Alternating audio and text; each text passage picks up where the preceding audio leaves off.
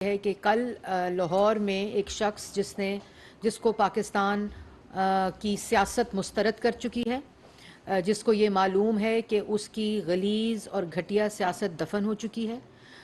जब vote of no confidence हो रहा था तो अपने इक़्तिदार को बचाने के लिए chief of army staff general Bajwa के तरले मिन्नतें बंद कमरे में होते रहे। जब वो बात ना मानी गई तो उसके बाद इनको यकीन नहीं था कि इनकी कारकर्दगी और 4 साल जिस महंगाई में पाकिस्तान की आवाम को इन्होंने डबोया, उसकी वजह से इनके अपने अरकान पार्लियामेंट जो हैं वो इनके ख़िलाफ़ vote of confidence no confidence जो है वो ला रहे हैं और उसमें कामयाबी भी होगी। तो इन्होंने साइफर जो था उसके खेल को खेलने का बंदोबस्त किया, एक पूरी साजिश की, जो उसके बाद खुद साजिश करके भी कभी वो आलमी साजिश थी, अब तो मैं भूल भी गई, इतनी तब्दील करते हैं बातें।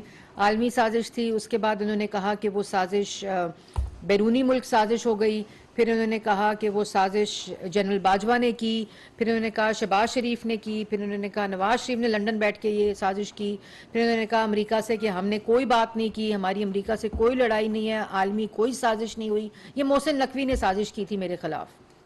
फिर उन्होंने माफ़िया मांगी, तरले मिन्नतें किए अमेरिका के साथ कि अमेरिका हमें माफ़ कर दे, हमने ऐसी कोई बात नहीं की थी। और उसी साइफर के ऊपर इन्होंने पार्लियामेंट तोड़वाई, नेशनल असम्बली डिसॉल्व कर दी, तोड़ दी, आइन शिकनी की। सुप्रीम कोर्ट ने फैसला किया कि ये आइन शिकनी हुई थी, गलत तोड़ा गया पार्लियामेंट को, और वो दोबारा पार्लियामेंट बहाल हुई।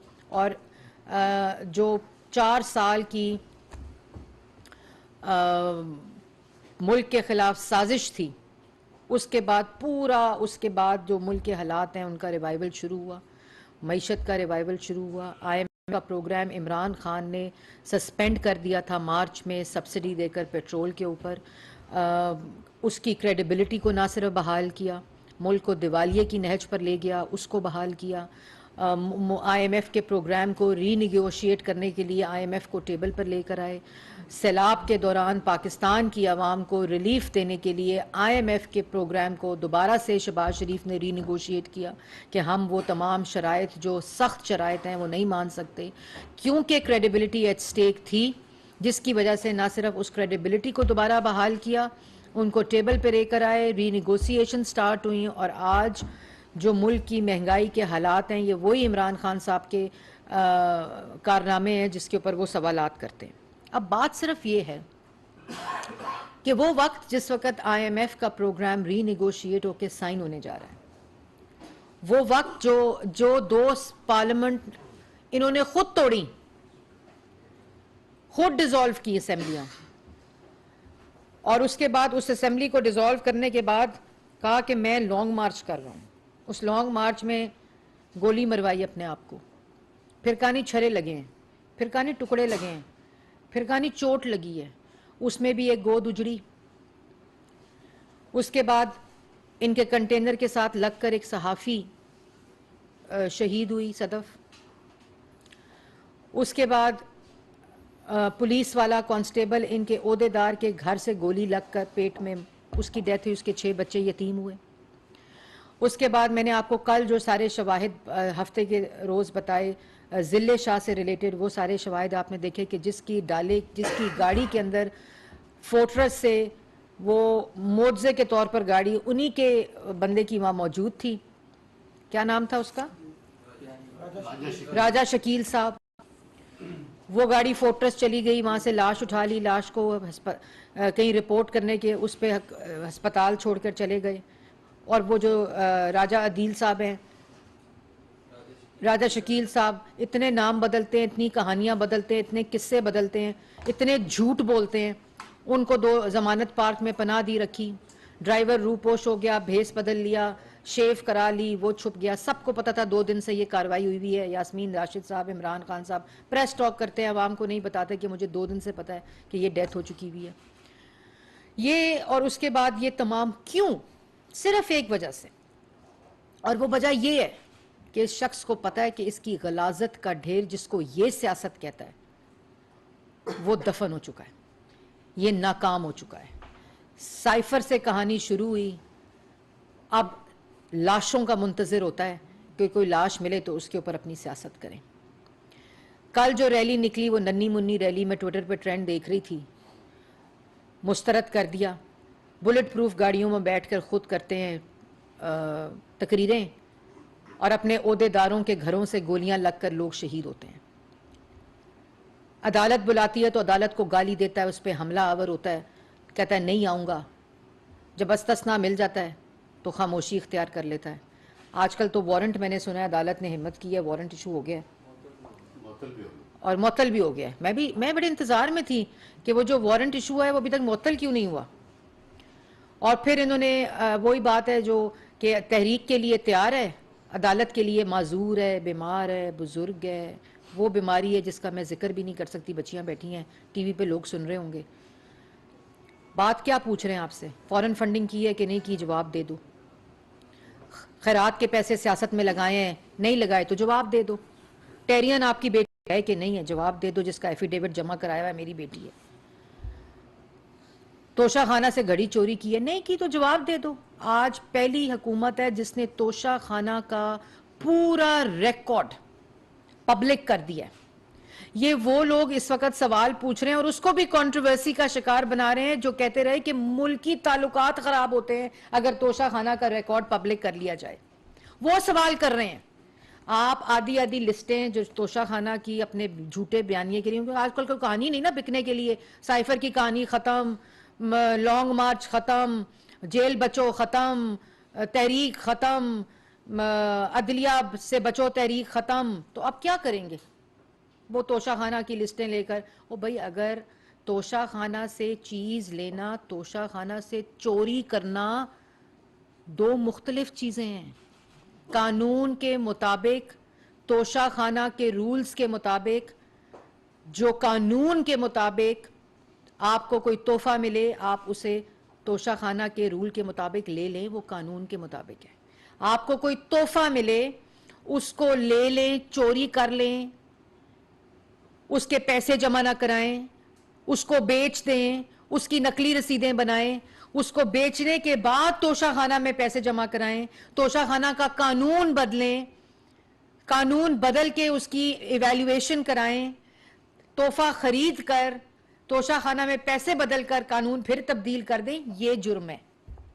तोशा खाना से चीज लेना और तोशा खाना से चोरी और डाका डालना और तोशा खाना में डिक्लेयर ना करना जुर्म है। और अगर आपने ये जुर्म नहीं किया तो अदालत में जवाब दे दें।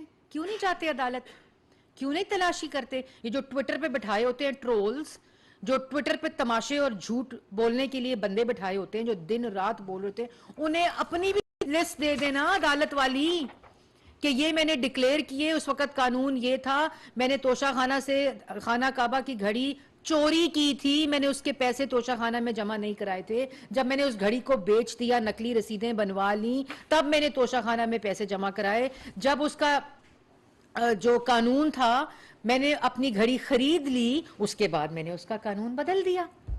मुद्दा क्लियर, बात खत्म।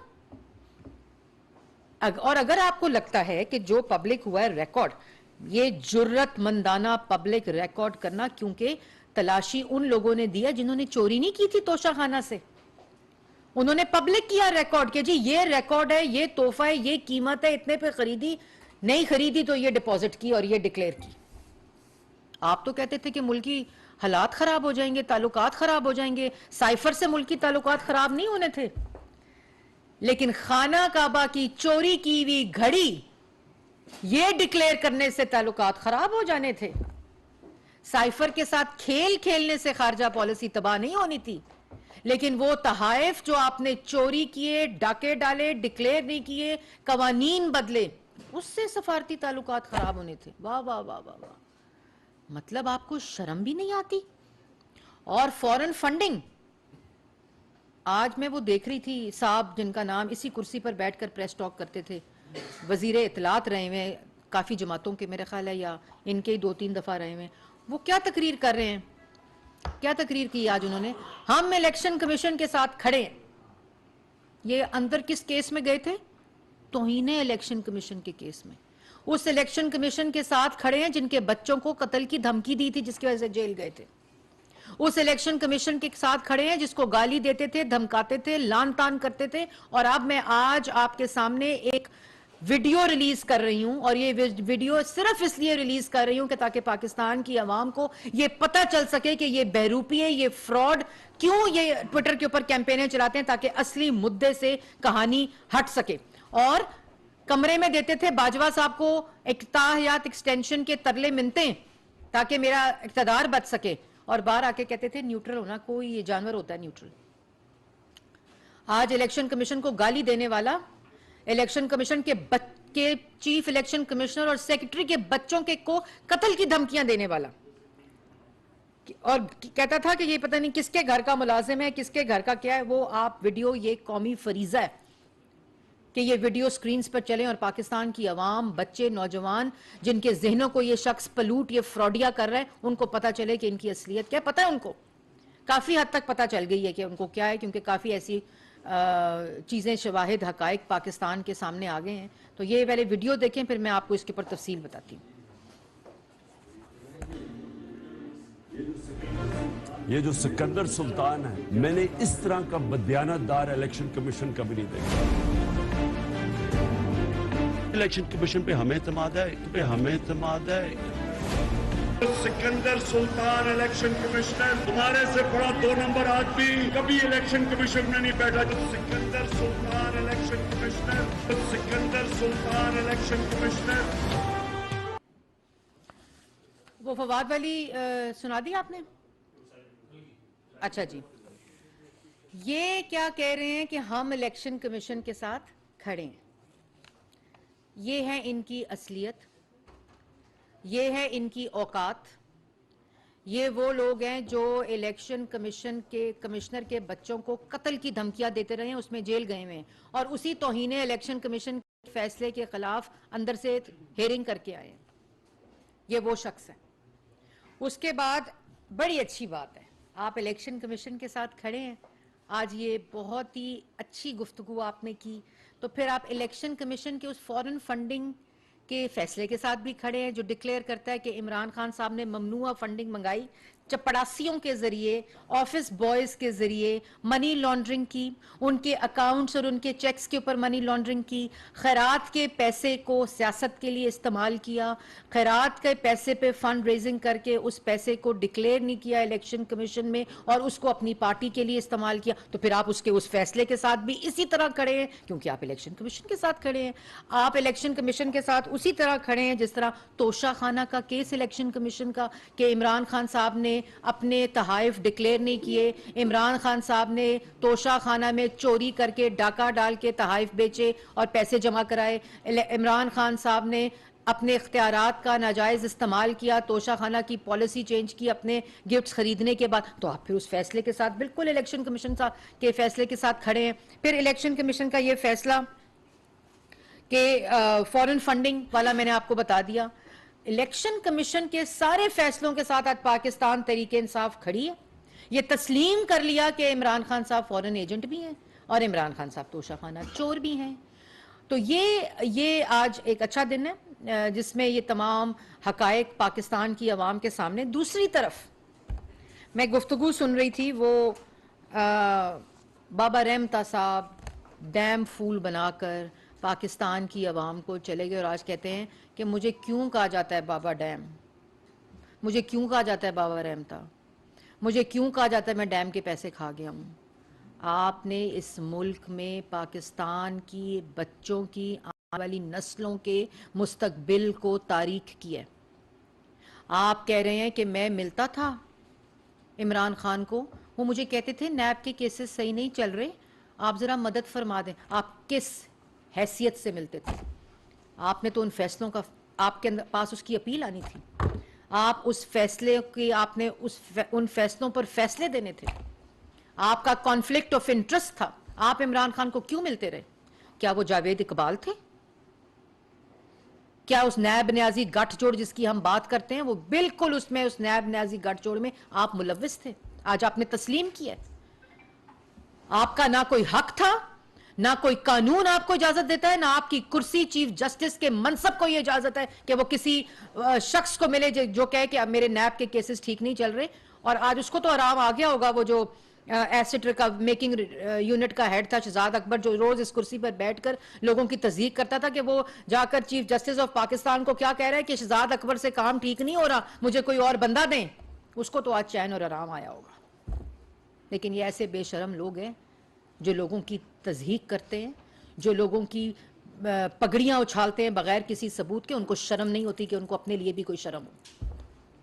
वो आज बाबा रहमता साहब क्या कह रहे हैं कि वो आके मुझे मिलता था कि शहजाद अकबर से काम सही नहीं हो रहा, वो सही अभी तस्दीक नहीं कर रहा, वो सही अभी पगड़ी नहीं उछाल रहा लोगों की, आप हमारी मदद करें। तो आपने तो तस्लीम कर लिया कि आप उस गठजोड़ का हिस्सा थे। और उसके बाद आप कहते हैं कि मैंने मदद नहीं की। आपने उस शख्स को सादिक और अमीन डिक्लेयर किया और आज कहते हैं मैंने पूरा डिक्लेयर नहीं किया था,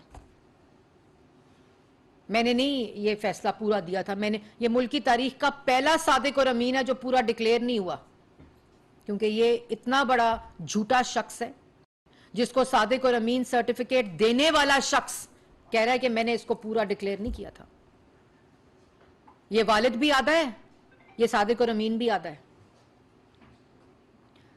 इसका घर रेगुलराइज कराया था साकिब निसार ने, नकली एफिडेविट के ऊपर, गलत रिकॉर्ड के ऊपर, फोर्जरी के साथ। इस शख्स क्यों किया था? उसके बाद क्यों इलेक्शन कैंपेन चलाई थी पाकिस्तान तहरीक इंसाफ की? इन्हीं मुलाकातों की वजह से चलाई थी। और कहते हो कि दूसरों के बच्चे बेअदब हैं। दूसरों के बच्चे बेअदब नहीं, तुमने, तुम्हारे फैसलों ने, तुम्हारी तज़हीक आज तुम्हारे तज़हीक आमेज फैसलों की वजह से हो रहे हैं, जिनसे तुम खुद हट रहे हो, कोई और नहीं हट रहा, जिनका खुद एतराफ कर रहे हो कि मैंने गलत फैसले किए थे। और अदारे की तज़हीक का बायस तुम बने हुए हो। दूसरों के बच्चे अपने वालिदैन की इज्जत का बायस बनते हैं। मरियम नवाज आज अपने वालिद की इज्जत का बायस है। और बच्चे बच्चे ना करो, वो आज इस मुल्क की बहादुर लीडर है। और जो तुम्हें बेनकाब करती है, तुम्हारी साजिश को बेनकाब करती है, जिसने सुप्रीम कोर्ट ऑफ पाकिस्तान की इज्जत की तज़हीक की है, अदारे की तज़हीक की है, क्योंकि तुम्हारे फैसले ने तुम्हारी तज़हीक की है और तुम्हारे अदारे की तज़हीक की है। तुम्हारे बच्चे आज तुम्हारा नाम नहीं बता सकते कि मैं साकिब निसार का बेटा हूं, कि उनको पता है कि पाकिस्तान की अवाम क्या करेगी। मरियम नवाज शरीफ के वालिद का भी अल्हम्दुलिल्लाह पता है और बहादुरी के साथ मौजूद है मैदान के अंदर। तुम्हारी तरह एंकरों को बुला के इंटरव्यू नहीं दे रही। क्या हो, मेरी बात सुनो कान में, मैं बताता हूं क्या हुआ था। मैं जनरल फैज को कैसे मिला था, मैं व्हाट्सएप पे क्या कर रहा था, मैं इमरान खान को कितनी दफा मिला था। अगर तुम में जुर्रत है, तुम्हारे इल्जाम लगे हैं, आप पे इल्जाम लगे हैं, अगर आप में कोई जुर्रत है, आप उस मनसब पे रहे हुए हैं जो आला मनसब है इंसाफ का इस मुल्क का, चीफ जस्टिस ऑफ पाकिस्तान, आप पर इल्जाम लग रहे हैं। अगर आपने अपनी सफाई देनी है तो उसी अदारे के पास जाकर दो। आप पे इल्जाम लगे हैं तो उसका तरीका कानूनी मुझसे बेहतर आपको आता है। अगर आप समझते हैं कि आप पे झूठे इल्जाम लग रहे हैं, लेकिन आपको पता है कि आप पे सच्चे इल्जाम लग रहे हैं, इसलिए तो आप एतराफ कर रहे हैं कि मैं मिला था इमरान खान को नैब के केसेस की वजह से, मैं मिला था जनरल फैज को जब वो बाकी केसेस पे काम कर रहे थे, मेरी मुलाकातें होती रहती थी। आपने तो उन फैसलों के उन तमाम मुकदमों के फैसले देने थे।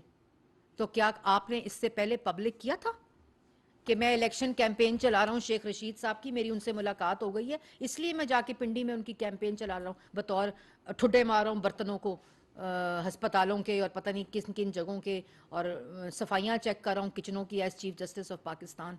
बताया था, पब्लिक किया था। आज जब एतराफ़ हो रहा है, आज जब लोग आपके नाम ले रहे हैं, जब सबूत आ रहे हैं, जब सब लोग सवालात पूछ रहे हैं, तो फिर एतराफ़ कर रहे हो और फिर कहते हो मुझ पे ही तज़हीक हो रही है। आपकी तज़हीक आपके अमाल और आपके फैसलों की वजह से हो रही है। आपकी फैसलों की वजह से आपके अदारे की तज़हीक हो रही है। आपके तज़हीक अमेज़ अमालों की वजह से आपकी तज़हीक हो रही है।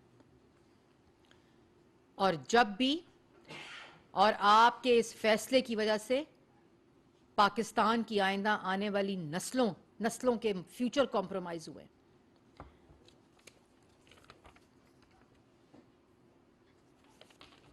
इसलिए ये कहना और बुला बुला के कहना कि आ जाओ नईम भट्ट साहब, आप आके मेरी बात सुन लें, फिर किसी रिपोर्टर को बुला देना, फिर किसी कॉलमिनिस्ट को बुला लेना, वो तो खड़े होकर आप पे इल्जाम लग रहे हैं, बहादुरी के साथ आप पे इल्जाम लग रहे हैं, सबूतों के साथ आप पे इल्जाम लग रहे हैं, तो ले जाए सुप्रीम कोर्ट कि मेरे पे इल्जाम लग रहे हैं।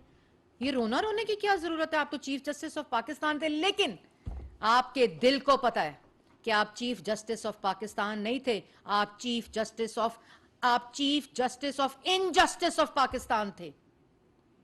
ये आपको पता है, आपको पता है आपके सारे फैसले, और अभी जो बाकी भी बने हैं, आपके सारे फैसले, आपके अदारे की तज़ीक, ये इंडिविजुअल्स होते हैं। अगर आज मैं इस मनसब पे बैठी हूं बतौर पॉलिटिशियन, अल्लाह ताला के रहम से, तो आज मेरा हर अमाल अंडर स्क्रूटनी है। मैं इस मनसब की वजह से यहां बैठी हुई हूं। आप जिस मनसब पे बैठे थे, आपने उस मनसब की तज़ीक की है, दूसरे आपकी तज़ीक नहीं करते। आपकी अपना कलम, जिस कलम से आपने वो तज़ीक अमेज़ फैसले किए जिसको आप खुद मान रहे गलत थे, पूरे नहीं थे। कौन सा ऐसा अदालती फैसला है जो कहता है मैंने पूरा फैसला नहीं दिया, मैंने आधा फैसला, पौना फैसला, 1%, 2%, 3% दिया? इसलिए ये बातें करना, रोना रोना, कमरों में बैठ के रोए ना, बाहर आए, सीना तान के बोले मैंने ये गलत काम नहीं किया। मरियम नवाज शरीफ साहिबा पाकिस्तान की 22 करोड़ अवाम के सामने आपके ऊपर इल्जाम नहीं लगा रही, सबूत पेश कर रही हैं जिसको आप मान रहे हैं। आज तक किसी ने उसकी नफी नहीं की, बल्कि एक कहता हाँ हुआ था, मैंने नहीं किया था, ये साथ था मेरे। दूसरा कहता हाँ हुआ था, मैंने नहीं किया था, ये मेरे साथ था। सब एतराफ कर रहे हैं, कोई ये नहीं कह रहा कि ये नहीं हुआ। आप खुद कह रहे हैं कि मैंने पूरा फैसला सादिक और अमीन का नहीं दिया था। इसलिए दूसरों पे बेअदबी का इल्जाम ना करें। आपने उस इंस्टीट्यूशन की बेअदबी की है, आपने उस मनसब की बेअदबी की है, आपने उस फैसले की, जिस कलम से आपने वो फैसला किया, आपने उसकी तज़ीक की है। और अभी भी आपके पास वक्त है, आपके पास वो राइट है कि अगर आप समझते हैं आपकी डेफेमेशन हो रही है, अगर आप समझते हैं आप पे इल्जाम लग रहा है जिसके आपके पास सबूत मौजूद हैं, तो आप ले जाएं। मेरे से ज्यादा कानून आपको आता है। दूसरी बात ये, PKLI वो फैसला भी किया था, लोगों के किडनीज के ऑपरेशंस रुक गए, लोगों की हलाकतें हो गईं, लोग अपने ऑपरेशंस की वजह से मर गए। PKLI बंद कर दिया आपने, क्योंकि डॉक्टर भाई था। ये इससे तज़ीक होती है। जिनके घरों में वो ऑपरेशंस नहीं हुए, हलाकतें हुई, लोग मर गए, वो आपको दुआएं देंगे या बद्दुआएं देंगे? क्या करेंगे? एक चलता फिरता अस्पताल आपने अपनी अना की खातिर, अपने फायदे की खातिर, अपने वेस्टेड इंटरेस्ट की खातिर आपने बंद कर दिया। जब दोबारा हमारी गवर्नमेंट आई अभी अप्रैल में, तो जब शहबाज शरीफ साहब PKLI का दौरा करने गए तो ऑपरेशन थिएटर बंद थे, वार्ड्स बंद थे, उनको दोबारा से चालू किया। आप कहते हैं तज़ीक हुई आपके फैसले के ऊपर? आपके बच्चों का भी मुस्तकबिल, क्योंकि वो नहीं बता सकते आज खड़े होकर, आप खुद एक तकरीर नहीं कर सकते कि आपने ये सारे काम नहीं किया। आप बुला बुला के सरगोशियों में लोगों को कहते हैं। मैंने व्हाट्सएप पे गुफ्तगू की थी, 2 दफा इमरान को मिला था, 3 दफा जनरल फैज को मिला था, नैब के केसेस पे बात हुई थी, मिसिंग पर्सन्स पे बात हुई थी। क्यों हुई थी? मिसिंग पर्सन का भी फैसला आपने करना था, अमानत और सदाकत का फैसला भी आपने करना था, उन नैब केसेस की अपील्स भी आपने फैसले करने थे। आपको कोई इजाजत नहीं देता था, कोई कानून इजाजत नहीं देता था कि आपने ये मुलाकातें करनी है। और ये सब काम आप जलसे की कॉल दे दी है। ये क्यों हो रहा है? पता है आपको क्यों हो रहा है? क्योंकि वो शख्स जो 4 साल मईशत को तबाह कर गया, लोगों को गरीब कर गया, लोगों को बेरोजगार कर गया, लोगों की आटा, चीनी, बिजली, गैस, दवाई, घी महंगी कर गया, खाद महंगी कर गया। आज वो चाहता ही नहीं कि पाकिस्तान में अवाम को रिलीफ मिले। यही शख्स कहता है ना मैं वजीर आजम बनूंगा। तुम क्या बनोगे वजीर आजम? और गरीब करोगे, और मुल्क की मईशत तबाह करोगे, और तोशाखाना की चोरियां करनी है, और 5 कैरेट के हीरे लेने हैं आपकी बेगम ने, और हीरे जवाहरात हार लें। वो 190 मिलियन को आपने 290 मिलियन करना है, क्योंकि 50 लाख घर और 1 करोड़ नौकरी तो दी नहीं आवाम को। 90 दिन में करप्शन करनी थी, तारीखी डाके डाल के चले गए। कशकोल तोड़ना था, मुल्क का तारीखी कर्जा लेकर चला गया शख्स।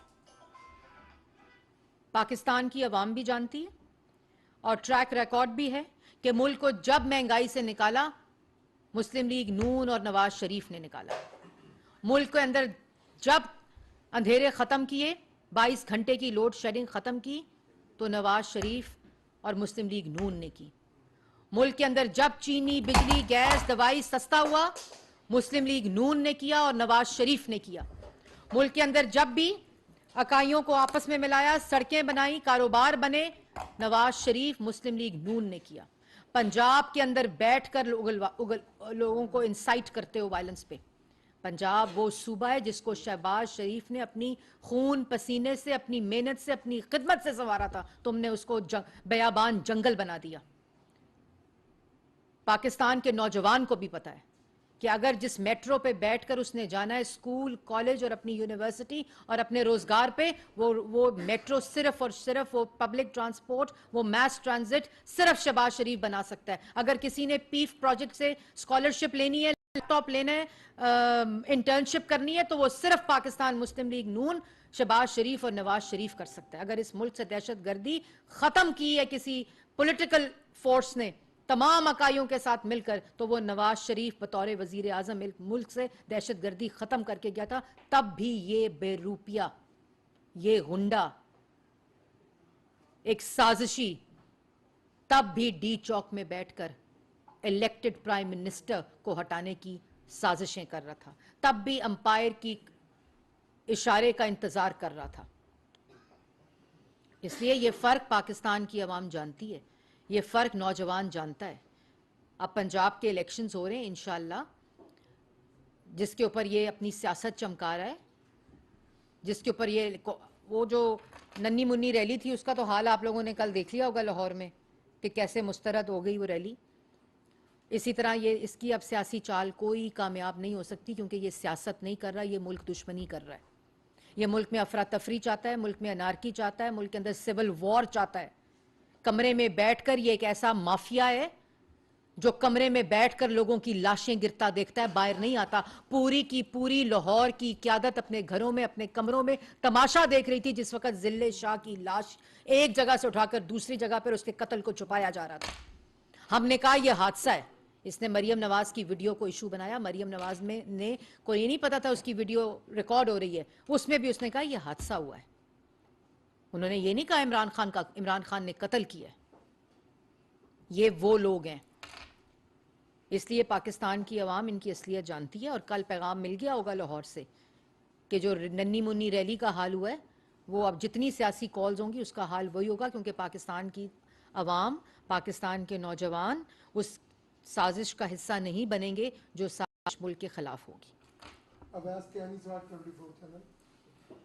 जो आज तोशाखाना केस में जो वारंट जो है हासिल हुए हैं, तो आप नहीं समझती कि अदलिया को भी देखना चाहिए कि एक तरफ रैलियाँ निकाली जा रही हैं, तमाम तर सियासी एक्टिविटीज हो रही हैं, लेकिन अदलिया जब अदालत बुलाती है तो वहाँ पर नहीं आया जाता, और दूसरी तरफ जो नून लीग का बयानिया है, जिस तरह यहाँ पर पेशियाँ होती रही हैं, तो इसको आप कैसे देखती हैं? और दूसरा, आपने कहा कि तोशाखाना से गिफ्ट लेना कोई जुर्म नहीं है, तो आपको कोई नहीं मिला?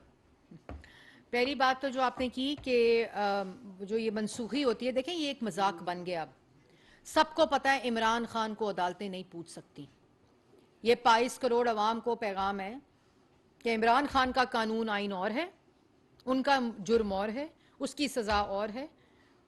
ये अदालत ने वाज़िया पैगाम दे दिया। और ये बात होती है, ये वो फैसले होते हैं जो इस क्रेडिबिलिटी को, इस एतमाद को ठेस पहुंचाते हैं। इसका ये मतलब है कि जितनी पिटिशंस हाई कोर्ट में, सुप्रीम कोर्ट में, सेशन जज के पास, नैब की अदालत में लगी हुई हैं, वो तमाम मुल्जिम जो हैं जिनको अदालत बुलाएगी, वो या तो पलस्तर चढ़ा लेंगे, बुज़ुर्ग हो जाएंगे, माजूर हो जाएंगे, एक बीमारी हो जाएगी एक उनको ख़ास तरह की, या वो गाली देंगे, धावा बोलेंगे, कोर्ट को अटैक करेंगे, हमला आवर होंगे, गाली ज़ेबा जज मैं तुम्हें छोड़ूंगा नहीं, इलेक्शन कमीशन बुलाएगा तो कहेगा तुम्हारे बच्चे बाहर नहीं निकल सकते, कत्ल की धमकियां देगा। तो ये एक कॉन्डक्ट है। वो शख्स के पास सबूत नहीं है अपने हक में, वो जवाब नहीं देना चाहता। मैंने पहले भी कहा था, लेकिन अदालतें उसका हिस्सा ना बने। निज़ाम अदल के ऊपर सवाल उठ रहे हैं, आइन के ऊपर सवाल उठ रहे हैं, इंसाफ के तराजू के ऊपर सवाल उठ रहे हैं। क्यों इमरान खान को पकड़ा नहीं जा सकता, अदालत नहीं बुला सकती? ये रोज पता होता है मुझे, सुबह जब पता चलता है ना कि आज हेयरिंग है तो पता होता है या बेल मिलेगी या मनसूख होगा या वारंट जारी होगा और वो 2 घंटे बाद